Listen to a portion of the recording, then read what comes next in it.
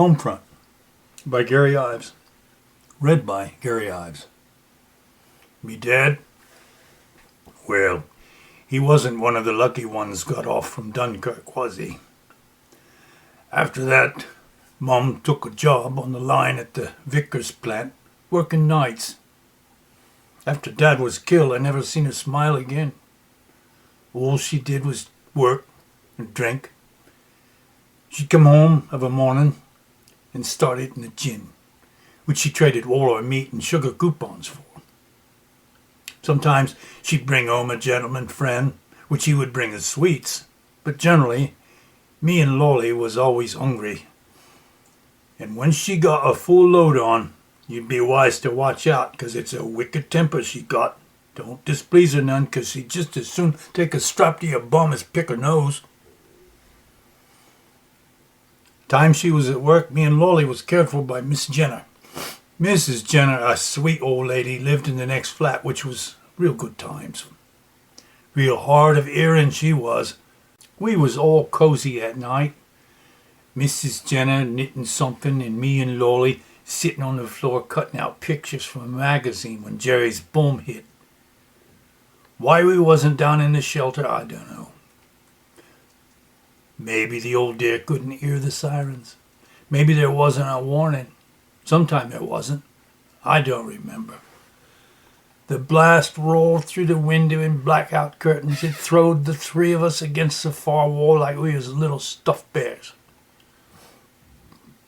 The scissors I'd been holding was thrown deep through my leg, sticking right to the bone just above me knee. Lolly's little head was hanging down, her back, unnatural-like. Her neck snapped like a pencil.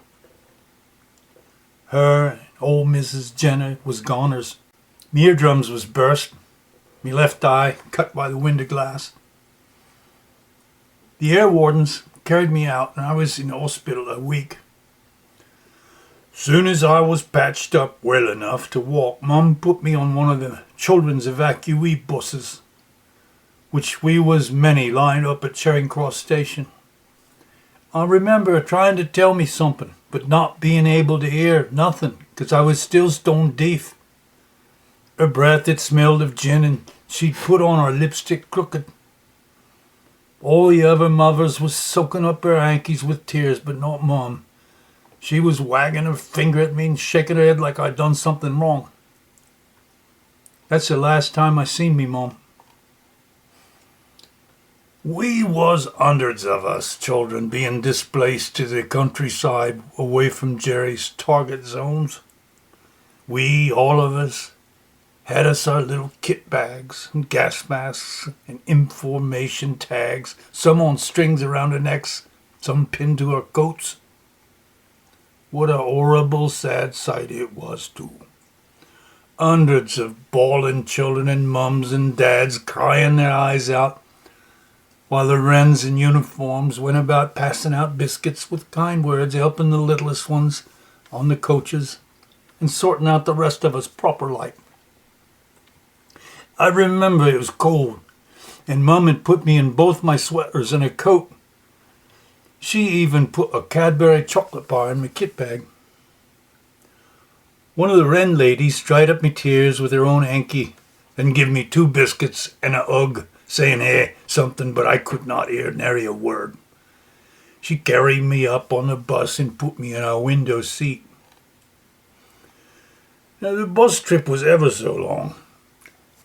After all the weeping and sobbing back at Charing Cross, most of the children settled out and slept, save one girl who gave in occasional fits of bawling and screaming. I still had stitches in me bum, and on me bad leg, the plasters too, and on the back of me leg, so I had to sleep laying on me side. The children's buses that day left Charing Cross Station in London for Bristol, where everyone got off and was put up in a school, where they give us tea and then blankets to sleep on the floor. When the lights was put out, I ate half me Cadbury bar, then lay down on me side to fall fast asleep.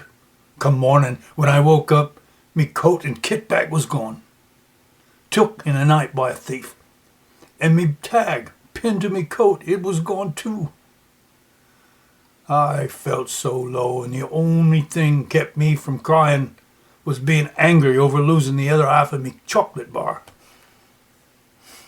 Well, they give us a nice breakfast, Marmite sandwich and tea, and lined us up to use the loos before we got back on the buses.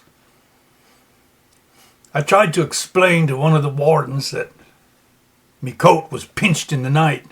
I couldn't reckon if he understood me or not, 'cause I couldn't hear nothing. He was an old man and kept shaking his head, making signs for me, wanting to know where was me name tag. He must have knowed I was cold, though, 'cause he let me keep me blanket.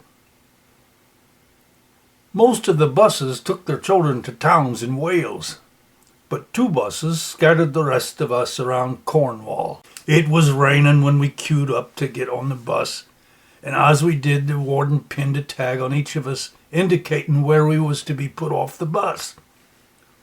I remember the rain hitting the ink and washing away the first word.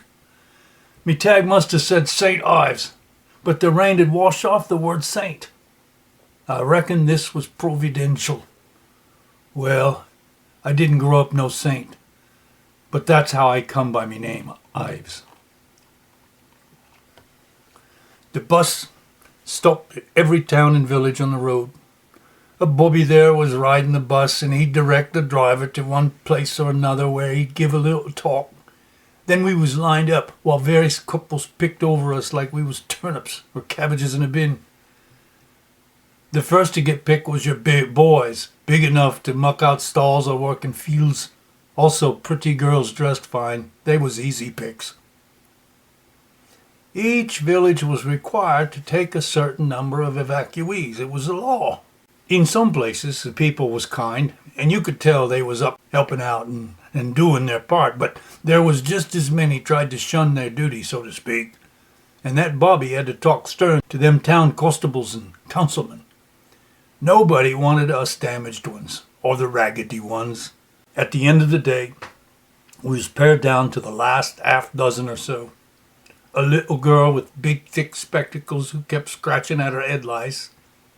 A skinny boy with a funny shoe, must have been built up 4 or 5 inches. Another red-faced girl who couldn't stop bawling and screaming. A boy named Roger, completely bald-headed he was Roger, and had a purple birthmark covering half his face and an arm in a cast. Then me, with me eye patch like some bloody pirate, plasters all over me legs and deaf as a brick. I'm sorry to say it come down to that poor bobby knocking on doors and telling ever who lived there, "Here, this here's your evacuee, have a good day." That's how I come to live in Lower Dundee with Mr. and Mrs. Crees. Dump on a doorstep like a sack of coal. Me and the bald boy named Roger was the last of the lot, and it was well past dark. The bobby tried hard to convince the Creeses to take us both in, but Mr. Crees must have said no enough times that bobby took Roger away to knock on some other doors, so I was thankful I wasn't the very last one picked.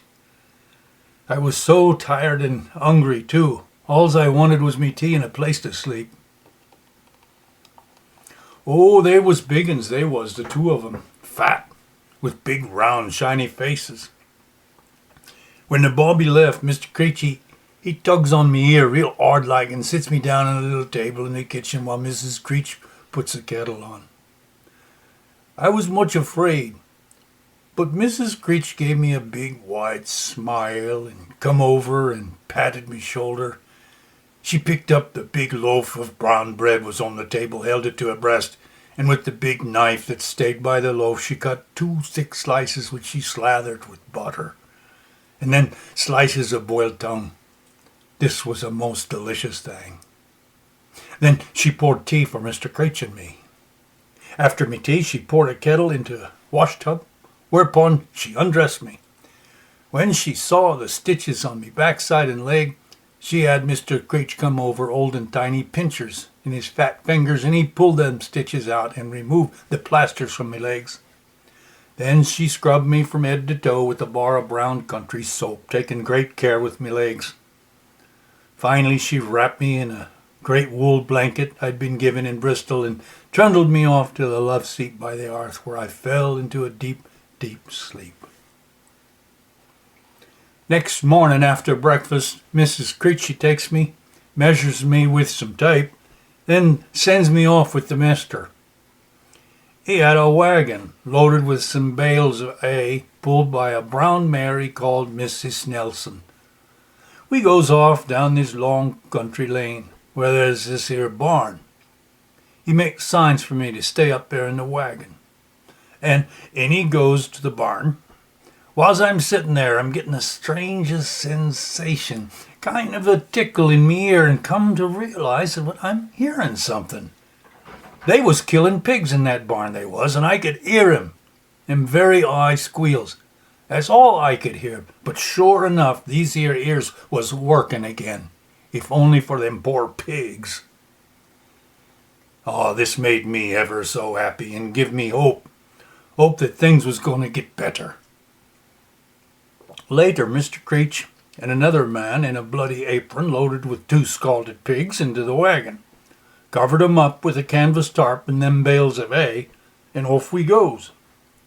He give me a wetted burlap sack to stow under the wagon seat. It was them pigs' trotters, which we was to carry home for Mrs. Creech. We was to eat on them boiled trotters for a week, and wasn't they a treat with cabbage? The rest of this cargo we delivered to the back door of the public house, which was the Cocked Hat. The publican come out, and he bring old Mr. Creech a pint and sandwiches and short beer for me and him to enjoy. My hearing now clicked in, and I heard, plain as day, Mr. Creech tells him, "This here Ives, come from London, stay a while." Then it was afternoon, and the old man pulls the wagon under a chestnut tree and stretches out in the back for a nap on top of them hay bales. There was a field of oats, of which I pulled some for Mrs. Nelson and lay across the wagon seat for my own nap. When I woke up, I decided I liked the name Ives, and I reckoned that's where I was reborn, so to speak. But my hearing was to come and go for a long time. Later in the afternoon, we delivered 2 slaughtered lambs to the Cocked Hat. We was give the lambs kidneys and liver, which Mrs. Creech would put into a most delicious pie. Mr. Cornplate, the publican, once again set up a pint for Mr. Creech and a short beer for me, and then we was on our way home. Day's work done. The beer and the afternoon sun in our faces put us jolly, and Mr. Creech commenced whistling a tune. Again, me ears tingled a little bit, but I could just barely hear his very high notes. Once home, and after he'd unhitched her, he showed me how to rub down Mrs. Nelson and fetch her oat bag. He mustn't have been too disappointed, 'cause he patted me shoulders gentle just like he did to Mrs. Nelson. And wasn't he grinning large when we stepped into the cottage with that big bag of trotters? The kitchen smelled of baked bread, and Mrs. Creech sat pumping the treadles of her sewing machine, finishing my first pair of long pants. God bless her. That good woman was a wonder on that machine, which would sew all me clothes. She even took the blanket give to me at Bristol and fashioned a nice lined coat which I wore till I growed too big. The cottage was none too big, but Mrs. Creech had made a cozy little niche for me in the corner by the hearth, with a pillow and a roll of stuff ticking, with a cot that folded up during the day. We had us a fine dinner, then him and the missus sat by the fire, whilst I drifted off to sleep, feeling better than I could ever remember. To be sure, I carried plenty of sorrow in my chest for my dad, poor little Lolly, and old Mrs. Jenner. But as for me mom, it was more like a mix of pity and anger. A belly of the best food I ever ate, a warm fire, and them 2 sweet old fat folk was more than enough comfort. I wanted never to return to me mum or London. The next day we visited 3 more farms for dozens of eggs and chickens. Mr. Creech put me to work plucking them stinking scalded birds, which I learnt quick enough, even if I do say so myself. Same as the pigs and the lambs, the birds and eggs was delivered to Mr. Cornthwaite the publican. Mind you, we kept the giblets and a few eggs back for Mrs. Creech. And oh, didn't she cook the most tasty giblets and gravy ever got poured over toast. And that's what we did for the rest of the war years, Mr. Creech and me. We drove the food route generally 3 days a week, depending on the weather and what was available, which he learnt always from Mr. Cornthwaite. There was always care to be taken to avoid the Home Guard checkpoints, which they was always looking for contraband to be sure. There was also secret investigators from the food ministry nosing about the whole county. But Dundee was so tiny any stranger's presence put everything on hold. Between the constable and the publican, just about everything LVD planned was knowed ahead of time. On certain days, we got up long before daylight to make the 2-mile trip to the docks, where we load up cod and haddock from the fishing boats, 'cause the cool of the morning would keep the fish fresh, and the Home Guard generally wasn't about early in the morning. Mrs. Nelson pulled tons and tons of beef, pork, mutton, poultry, fish, butter, cheeses, and tons to be sure. We never got stopped or inspected, not once. The same bales of hay and canvas tarp lasted the whole war. Sure, the people of Dundee ate comfortable, but most of what we hauled to the back door of the Cocked Hat went by lorry to London. In addition to being the Black Market's drayman, Mr. Creech was Dundee's Justice of the Peace. His older brother, Robert Creech, was a village constable. When Robert was in his 50s, he'd fathered a boy, Peter Creech, 2 years older than me. Sometimes the constable had to spend the night in Plymouth. Then Peter would stay with us. Like the other Creeches, Peter was fat, but unlike him, he had a sour nature. The first night he stayed, the night he shoved me down and claimed the cot for his own, as I was picking myself up, he landed a kick to me leg right where the stitches had been, opening up the scissors wound. I saw red, I did, and charged him with a vengeance, knocking him to the floor and pummeling his fat face. He sat up a clatter and run out to his aunt, bawling and telling her God knows what. She run to the barn and come back with old Mr. Creech. He sat Peter at the table getting his story while Mrs. Creech cleaned me leg and sewed me up again with black thread and salve. I don't know if it were punishment or just to keep us lads apart, but I had to sleep that night in the barn with Mrs. Nelson. I worried my way through that night, I did. I prayed to God to not let me lose my situation. The Creeches was the nicest people I ever knowed. But with Peter's dad and the constable, I reckon he might come looking to lock me up. Next morning, Peter come to the table with both eyes all purple and blue, swollen near shut, which served him right. Making sure no one was looking, I made signs that he was a crybaby, and shook a fist in his face. That night, with Peter gone, I was back in my own little corner again, but when I unfolded the coat, I seen right away it had been paid upon. When Mr. Creech seen that, he put 2 and 2 together and made signs for me not to worry. Mrs. Creech kept a garden behind the barn, and on days when Mr. Creech and me wasn't out on the food run, I was put to work pulling beans, weeding, digging rocks and such. It was clear she enjoyed my being around, and she set about teaching me all manner of things about the garden and the kitchen. When we baked, it was me who kneaded and scrubbed pans. Whatever we was baking, was it buns or bread or meat pies, Mrs. Creech always throwed in some little trick for me, something with sugar and cinnamon. A marvelous woman, and a good teacher she was. Them skills she taught would come in to serve me well. Gradually me hearing improved enough I could understand speech by the end of the war, but my leg wound has left me with a limp. And when old age began creeping up, I found myself using the cane, especially on them rainy days.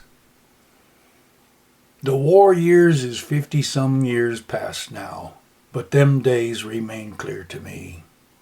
The Creeches, God rest their soul, called me Ives from day one, and so did everyone else, and that's who I am, Ives, on account of some raindrops washing away some ink one day in Bristol.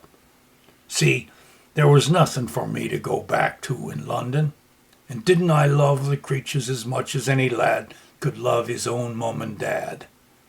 Sure, they felt the same. Later, I found out me mum was killed in the big fire at the docks just 2 weeks after I left London. As Justice of the Peace, Mr. Creech had no problem registering me on the books. William Gary Ives, born Lower Dendine, 1 September 1931. Later, I was formally adopted by the Creeches, but I kept me Ives' name. Mr. Creech's brother Robert, the constable, dropped down like a stone in front of the cocked hat one day, dead of a heart attack. His boy Peter then was shipped off to his mum in Canada. Though we had got off to a bad start, we later become chums, and I was sorry to see him leave. Mr. Creech and Mr. Cornthwaite and several others who I will not name grew quite prosperous in the war. Their network of farms and fishing boats put tons and tons of ration food into the bellies of people from Cornwall to London. Oh, sure, there's them what raise such a stink about black marketeers as traders. But them's the same as was so quick to drop a few quid for a nice cured ham or some butter and cheese. Just about everyone who could was skipping coupons. Us in Dendine was just luckier than most. And whoever believed the toffs and gentry was getting through the war on a quarter-pound of butter and spam? It ain't like we was sending the food off to the bloody Jerry's. After the war, Mr. Cornthwaite attached a small inn to the cocked hat, which I later managed for 20 years, and also served as Dendine's Justice of the Peace like old Mr. Creech until I retired 10 years ago. Then I turned me place, which the Creeches had left to me, into Creech Cottage, the bed and breakfast it is now. Me daughter Ann runs it quite well, I might add, as the business has been ever so sweet these past many years.